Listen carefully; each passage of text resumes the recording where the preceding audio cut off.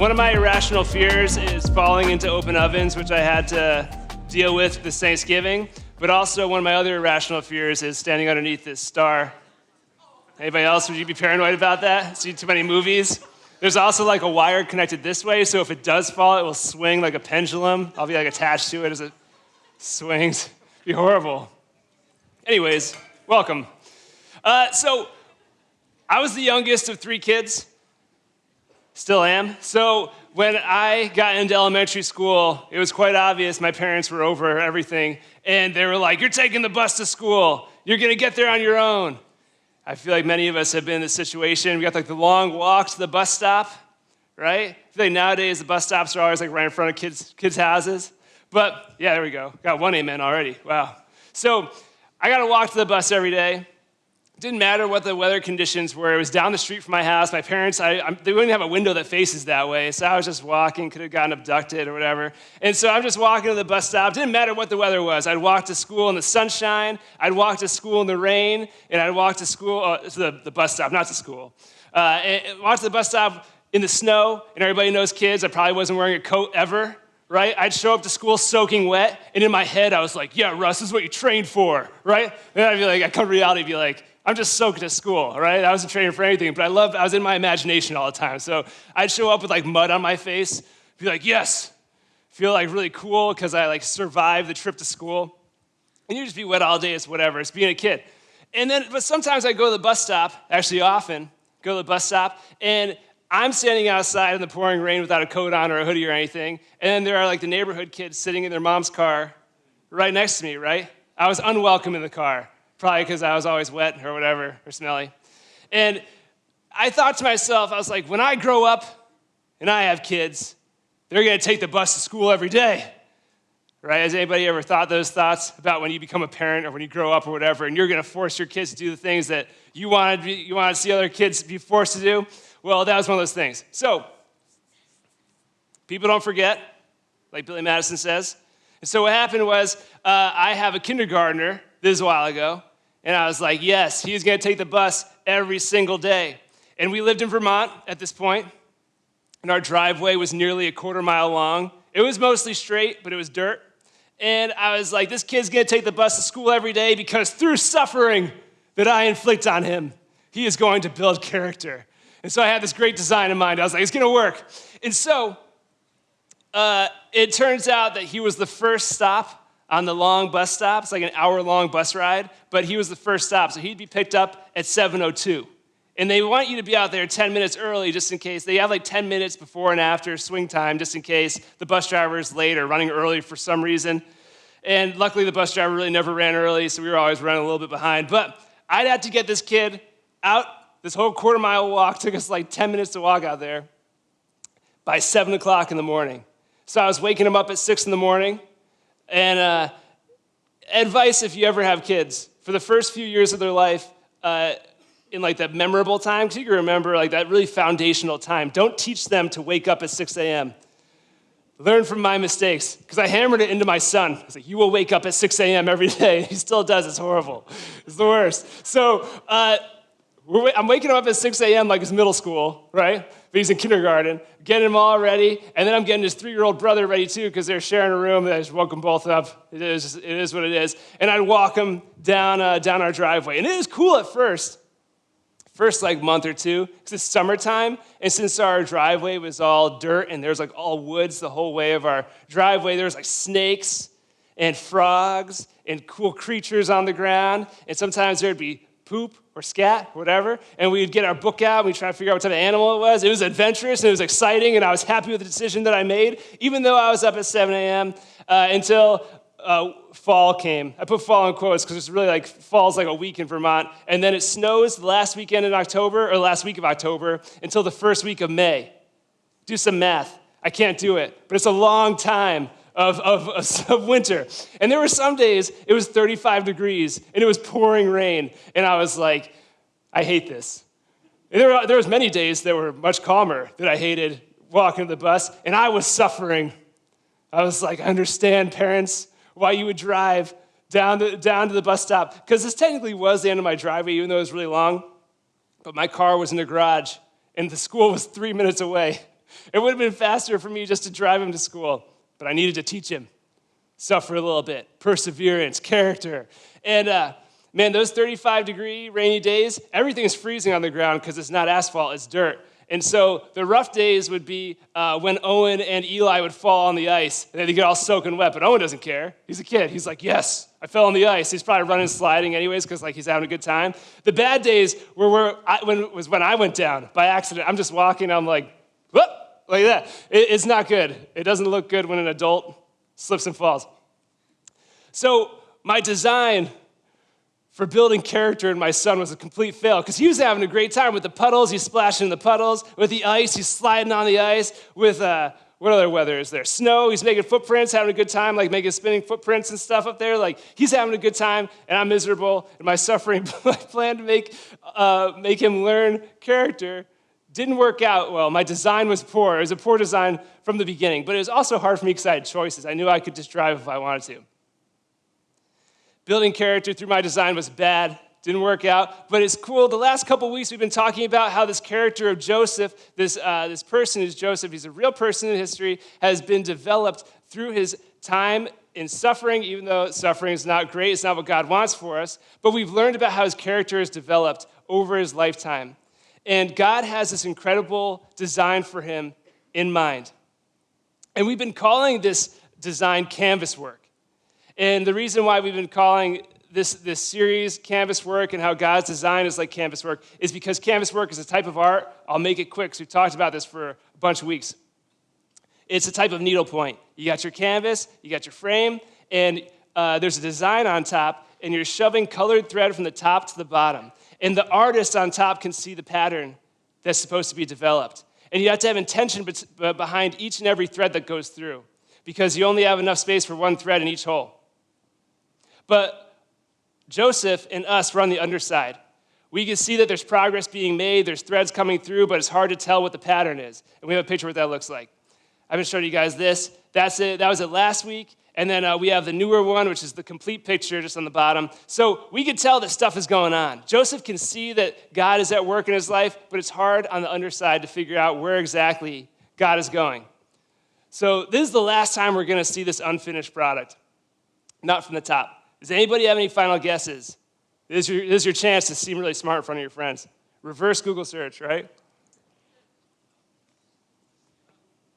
Santa? A bird. Anybody else? Lots of murmuring. A cardinal. That's good. Maybe a cardinal on a branch or something. A hot chili pepper. There we go. A sled.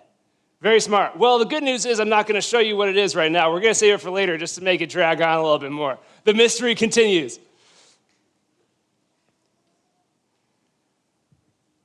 So, quick recap of where we were in Joseph's story. This is the beginning of the Bible. This is in Genesis. And Joseph is this guy. He's one of 12 boys in this family, second youngest, and he's his dad's favorite. And so he gets this special coat, and then he has these dreams from God, and he tells his brothers this story. His brothers hated him before, but now his brothers hate him even more, and so they do something awful, and they sell Joseph into slavery. And then he's sold again to this Egyptian official named Potiphar.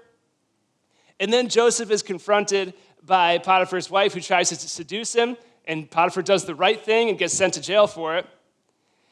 And then we have Joseph in jail. And he has some interactions with people who have dreams, and then he interprets some dreams, and then he's still stuck in jail for 2 more years. But we ended the scripture reading last time with Pharaoh having a dream. Pharaoh is king of Egypt, and one of the guys that Joseph interpreted the dreams was Pharaoh's cupbearer. And so Pharaoh has these dreams, and so he wants an interpretation for the dreams, so he calls together his magicians and his wise men, and he's like, someone tell me the interpretation of this dream. What's this dream mean? And they can't figure it out. And then the cupbearer remembers Joseph. This is in Genesis 41. Feel free to read this story, check it out for yourself. We're going to cover a lot today, but I'm going to summarize some stuff. There's 9 more chapters of Genesis that we're going to go over today in just little glimpses. We're going to skip a lot. So go and read Genesis 37 through 50. It's a lot. It's a big chunk.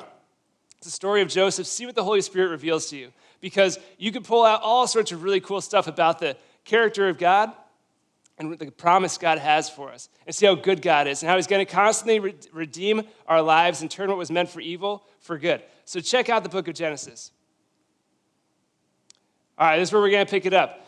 The cupbearer remembers Joseph because Joseph interpreted the cupbearer's dream. So the cupbearer is like, all right, I know someone who can interpret Pharaoh's dream. So this is where we're going to pick it up, Genesis 41, 14 through 16. So Pharaoh sent for Joseph. He was quickly brought from the dungeon. When he had shaved and changed his clothes, he came before Pharaoh. Pharaoh said to Joseph, I had a dream, and no one can interpret it.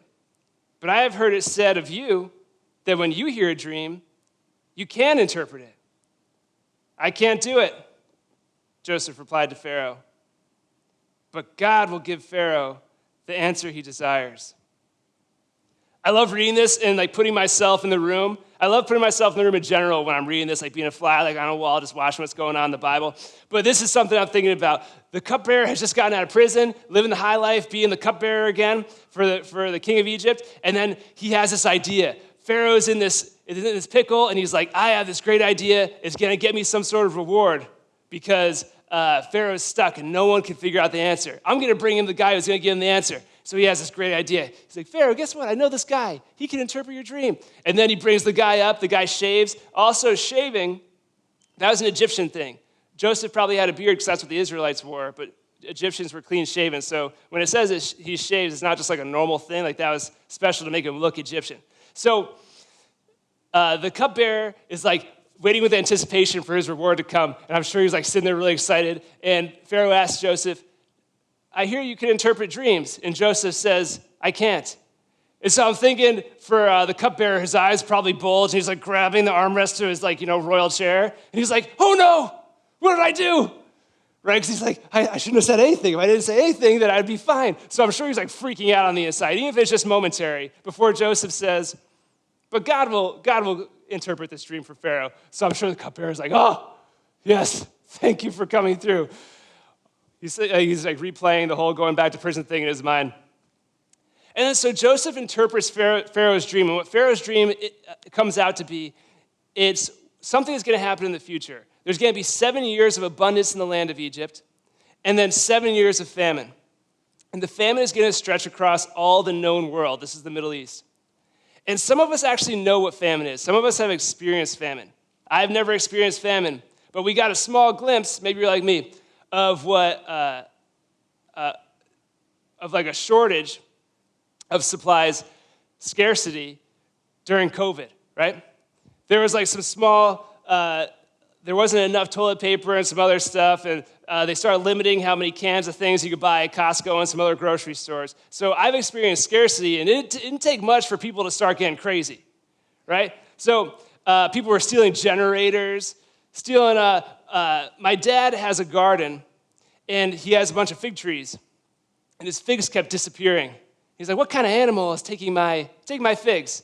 And then he saw a human footprint in his garden, and he was like, people are coming by and stealing my figs. So he had to put up this big fence around his fig trees to protect them from people, because people were going crazy. They're like, I must steal from gardens to survive, right?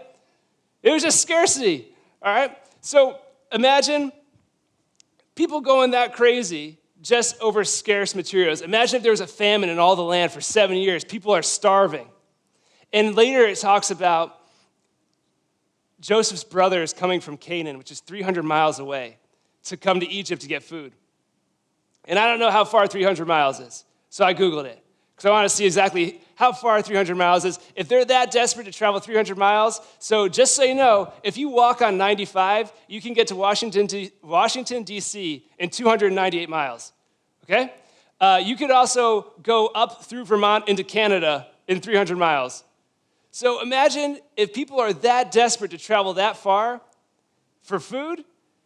It would be crazy, because that means everybody in Philadelphia, everybody in New York City, everybody in Boston, right? Everybody in Rhode Island, Maine, New Hampshire, Vermont. All those people coming to Black Rock Church or Fairfield for food, that'd be insane. It'd be so dangerous to get food that you have to be really desperate to travel from 300 miles away. So imagine how crazy people would be getting if there was a famine. And then continuing our story, so Joseph interprets this dream of this famine that's going to happen. And then I feel like almost casually, he just throws out an idea out there about what Pharaoh should do to prepare for this famine. He's like, yeah, you should put someone in charge and make sure that we collect 20% of all the food and put it in stores and save it for the famine. And Pharaoh's mind is blown. He's like, what?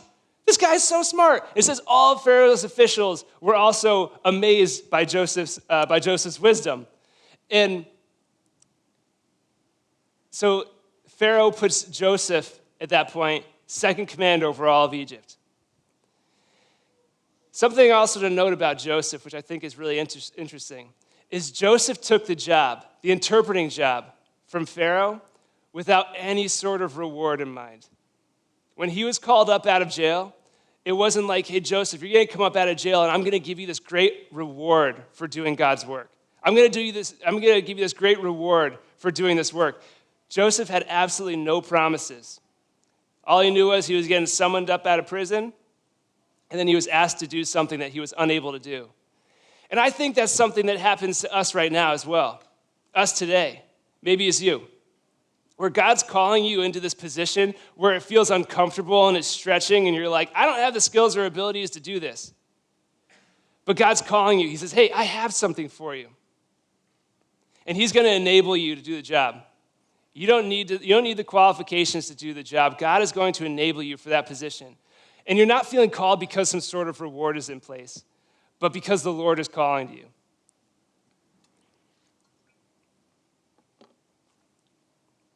All right, keeping Genesis 41 going. So Joseph is second in command over all of Egypt at this point. Pharaoh does what I guess Pharaoh does, and when you get put in this position, you get a cool Egyptian name. You get this signet ring that means you can stamp stuff, and it gets your approval, the approval of Pharaoh. And then Pharaoh marries him off to the daughter of this priest, which I imagine is the best Pharaoh could do. He's like, this is obviously a man of God.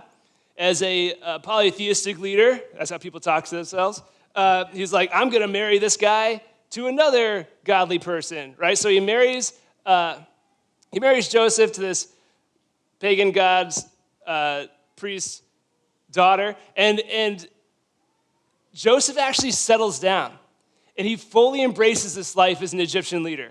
He has 2 kids. His first kid, 2 boys, first son named Manasseh, and this name means God has made me forget all the trouble of my father's household. Great name meanings. I want to know if that's word for word what the person's name was, right? Secondly, the second son was Ephraim, which means double blessing. Another interpretation of the name is God has made me blessed in the land of my suffering. You know, God could do that. He could redeem the land that was formerly your land of suffering and make it into a land of blessing. So if I put that in modern English terms, the first kid's name would be forgotten, and the second kid's name would be Christmas bonus, right? Imagine your name being forgotten. There's no counseling in ancient Egypt. It would be tough.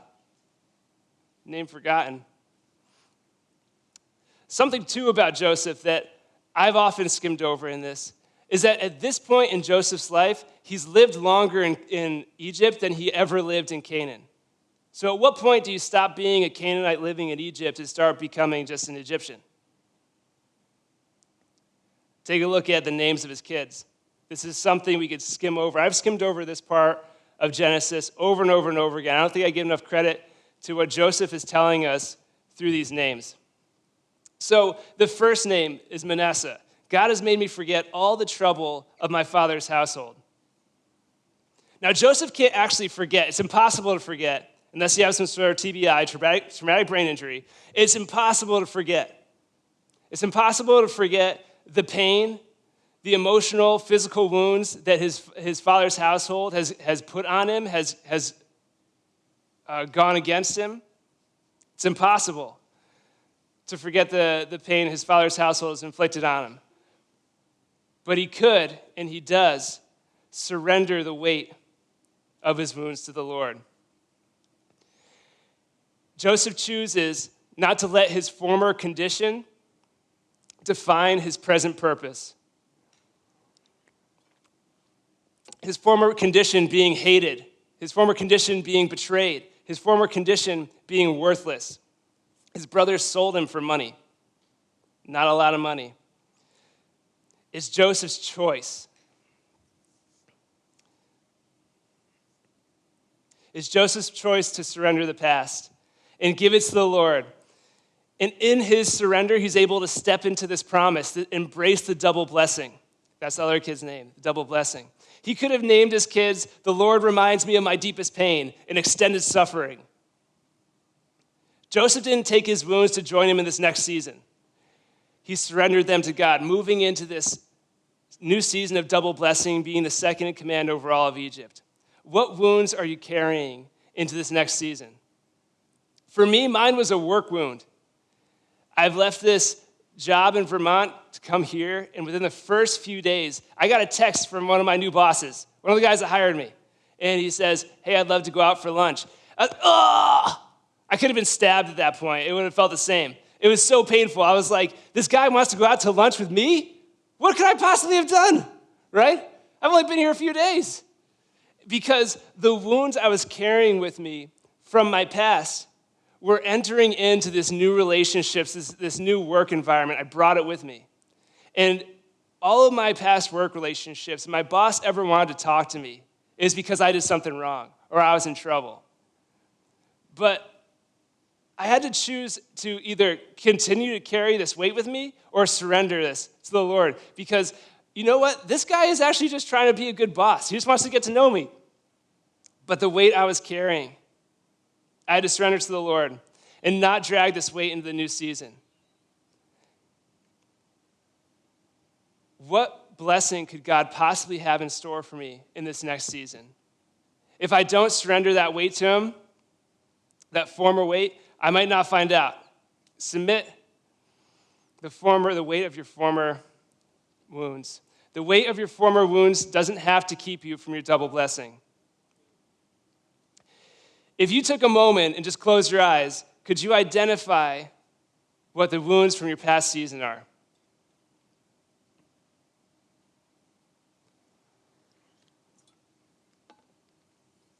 All right, I'm going to go back to reading. We have Genesis 41, 56 through 42, 9. Here we go. This is what we've all been waiting for, the fulfillment of the dreams. When the famine had spread over the whole country, Joseph opened the storehouses and sold grain to the Egyptians. For the famine was severe throughout Egypt, and all the world came to Egypt to buy grain from Joseph because the famine was severe everywhere. When Jacob learned that there was grain in Egypt, he said to his sons, "Why do you keep looking at each other?" He continued. "I've heard there's grain in Egypt. Go down there and buy some for us, that we may live and not die." Then 10 of Joseph's brothers went down to buy grain from Egypt. But Jacob did not send Benjamin, Joseph's brother, with the others, because he was afraid that harm might come to him. So Israel's sons were among those who went to buy grain. And from the famine, for there was famine in the land of Canaan also. Now Joseph was the governor of the land, the person who sold grain to all its people. So when Joseph's brothers arrived, they bowed down to him with their faces to the ground. As soon as Joseph saw his brothers, he recognized them. But he pretended to be a stranger and spoke harshly to them. "Where do you come from?" he asked. "From the land of Canaan," they replied, "to buy food." Although Joseph recognized his brothers, they did not recognize him. Then he remembered his dreams about them. I love going back to the beginning of this verse. The dad, classic line, "I've said it now that I'm a dad." And dads have said this for all time. It's like, why are you just standing there looking at each other? Do something, right? There's a lawn to be mowed. You come up with a whole list of things. And it's funny because I'm like, why are they looking at each other at this point? And then I realized that we talked about how dangerous, 5 weeks ago when we started this, we talked about how dangerous traveling was, especially traveling for goods in a caravan. Remember talking about the way of the sea, how the exact spot they sold Joseph would be one of the 2 main roads in all that area to travel up from India to Egypt, all the way up to Mesopotamia. Very dangerous. And that was when the land was prosperous. And now the land has a famine. So imagine the type of thievery and violence that would exist, because if Jacob knows that there's food in Egypt. I'm sure all the brothers know there's food in Egypt, and everybody knows there's food in Egypt, right? It's like this promised land. Like, oh, I hear they're eating like 10 baguettes in Egypt, right? How many baguettes do you think you could eat? I don't know, a dozen, right? They're probably just dreaming about all the food that's in Egypt. I'm sure everybody is. And those brothers are standing around waiting for someone to volunteer. Like, I'll be tribute, whatever. Like, I'll go get food from Egypt because it's so dangerous. And it's so dangerous, but they're also so desperate that Jacob is willing to risk 10 of his 11 sons to go get food and come back. Almost your whole entire bloodline, and bloodlines mattered at this point. People cared about their family lines. He's risking 10 out of 11 to bring food back because he's so desperate.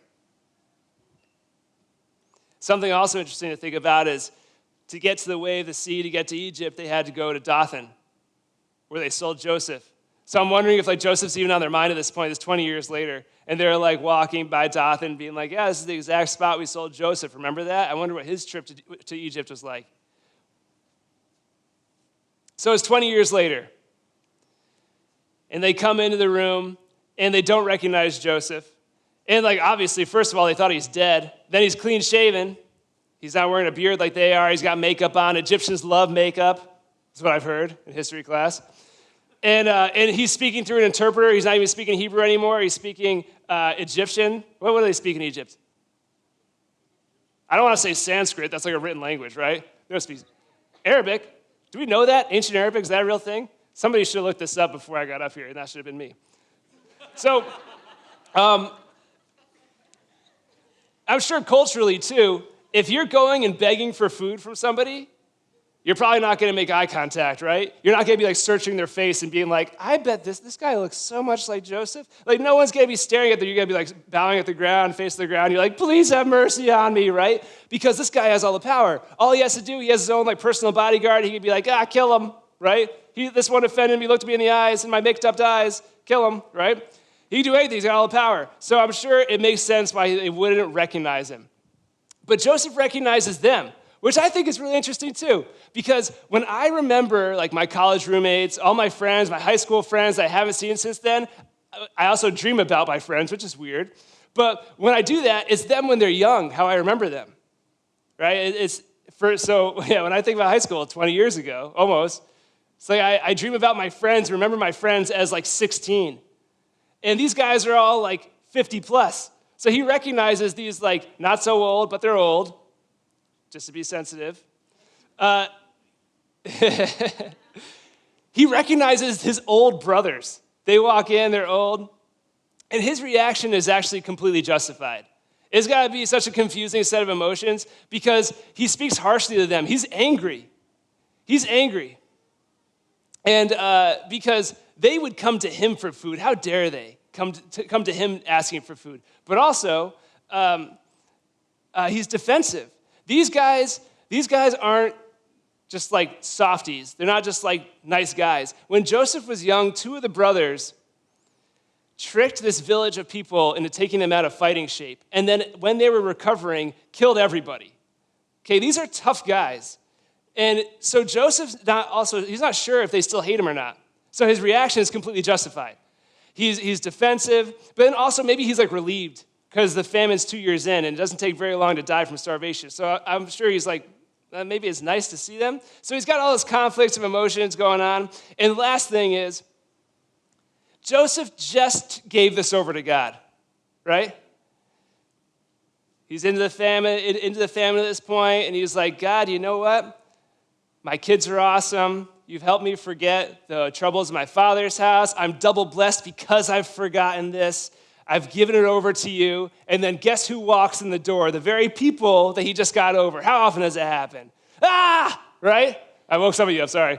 But it's like, how often when we finally get over something, we finally give something to God, does it just show up again?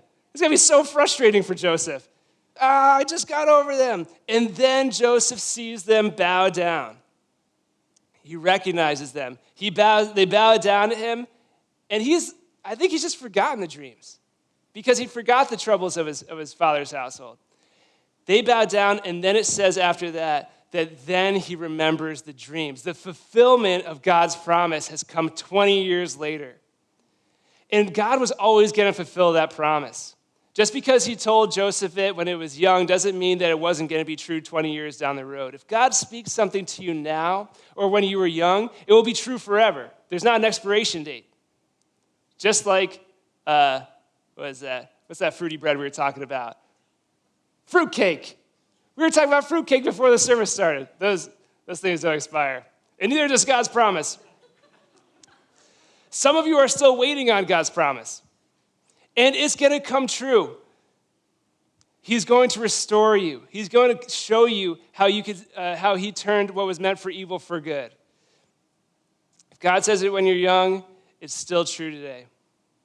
So why? This is another why question. I've asked a lot of why questions the past couple weeks. This is another why question. Why did God let so much time go by from the moment he spoke his promise to Joseph to when he fulfilled the promise? So why so much time between the spoiled kid and Egyptian prince? I feel like that could be like an easy answer, right? Imagine if Joseph went straight from being the spoiled kid to all of a sudden being second in charge over Egypt. Have you ever seen a spoiled kid get all of a sudden like inherit a company or something and see what happens to the company? It doesn't go well. It's like a classic trope, right? If Joseph went straight from spoiled kid to second in command, knowing that his brothers just sold him, how would he have responded to his brothers? Even if it was just spoiled kid to second in command over Egypt, and then all of a sudden his brothers walk in, how would he respond? I think through the suffering, Joseph developed that perseverance, and perseverance to character, and character to hope that it talked about in Romans 5. We mentioned that last week. And he's become this unmatched leader. He has empathy. Joseph knows what it is like to be sold as a slave multiple times. So all anybody's ever known you as someone with very little worth. He knows what it's like to be lowly, scrubbing floors in Potiphar's house. He knows what it's like to be over a house. He knows what it's like to be a favorite son in a far-off land. He knows what it's like to be in a family in a far-off land that no one's thinking about because they're not in Egypt. He knows what it's like to be in prison. So when he's going and distributing this food, I'm sure he's thinking about all those people in mind. He's got those people who are the officials, because he had 2 officials that he spent time with in prison. He has the prisoners. He has the lowest servant in mind. So he has empathy. So he's leading empathetically. He also has integrity. We see Joseph do the right thing over and over again. When it came to Potiphar's wife tempting him, and when it came to temptation, he did the right thing over and over and over again. So he's a man of integrity. And he also has developed this incredible trust in God that he would hold true to his promises over all this time. And I have something very difficult that I've pulled out of this. It's really hard to accept. And sometimes I have these conversations with myself where I'm like, this is hard to accept about me, but I know it's true about me. And this is about me, and maybe it's true about you as well. Sometimes God is having you wait because he knows as you are right now, you can't handle the responsibility that you feel entitled to. So I'll just reword that. Sometimes God is having you wait because you can't handle the responsibility for that which you feel entitled to. You need that perseverance. You need the character. You need the hope. Development sometimes happens in delay, or development sometimes comes in delay.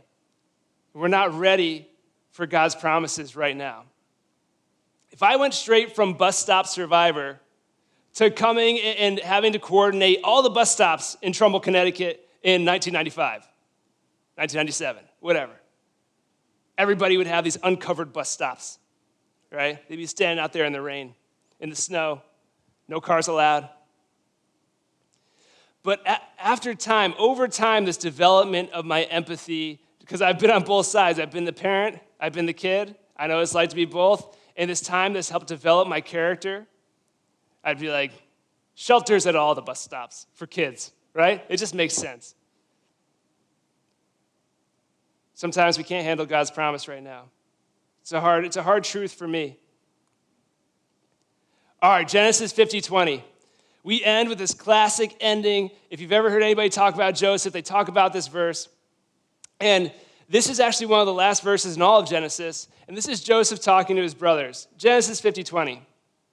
Everything has happened at this point. Everything that was going to happen to Joseph and his brothers have happened. They've even moved into Egypt with him, and he says this, "You intended to harm me, but God intended it for good, to accomplish what is now being done, the saving of many lives." You intended to harm me, but God intended it for good, to accomplish what is now being done, the saving of many lives. The fulfillment of the promise. Joseph could see the fulfillment of the promise. So he's seen God at work, the underside of the canvas. He's seen the threads coming through. He knows God is working, but he's like, I don't know exactly where this is going, but at the same mind, he's remembering, whatever it is, my brothers are going to bow down to me. So God is at work. And now he's finally past it, and he can look back on his life, and he can see, wow, look how God redeemed this. God redeemed my brothers selling me. And that was somebody trying to ruin my life, intending it for evil, but God renewed it. He turned it for good. He restored it. The fulfillment of promise. I have a promise that I've been making to you about this canvas. Well, I'll pop it up. I want to show you what it finally is. Reveal the promise. Oh, there it is. Ah, of course. Of course. Week 1, someone said a Sprite can up front. I was like, oh no, it's too obvious. Yeah. Some of you guys are like, yeah, I knew that from the beginning, right? It's so obvious now. You're like, how did I not see that before? The same is true about the promises of God and God's work in your life. It becomes so obvious when we can see it from the top. We're like, wow, how did I not realize in that? How did I struggle with faith during that? Because looking back, you can see the top. You can see how God restored all of it. How God turned what was intended for evil to good. Looking at the other side, underside, though, can be confusing. But no, if you see God working in your life, he has this incredible design. And he is not going to stop turning what was meant for evil to good. One last thing I want to do. Because I asked you guys a question before. If you took a moment and thought about a weight you're carrying into this new season, or a weight you're carrying from the last season. And I know if it was me, I'd listen to that and I'd be like, good question, and then I'd walk out and never think about it again. But this question is worth considering. And so I want to give you the opportunity to sit here quietly and think about it, because I don't want this moment to pass where you can leave the weight behind. Because that weight I was carrying with my work, I had to let it go. I had to surrender it to God. It was permeating my new working relationships, and it wasn't healthy. It wasn't what God had for me in work. And he has this double blessing in store for me and this double blessing in store for you in the land of your former suffering. So take a minute, close your eyes. It may be impossible to forget, but we can choose to not let it weigh us down.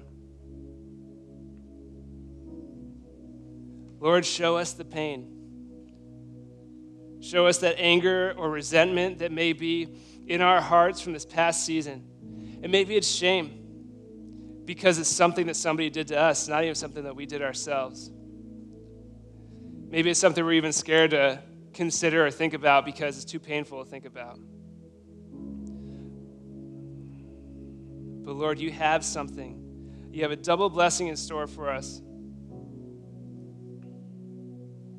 Would you bring to mind what that weight is that's holding us back from moving into this new season? Holding us back from entering that double blessing.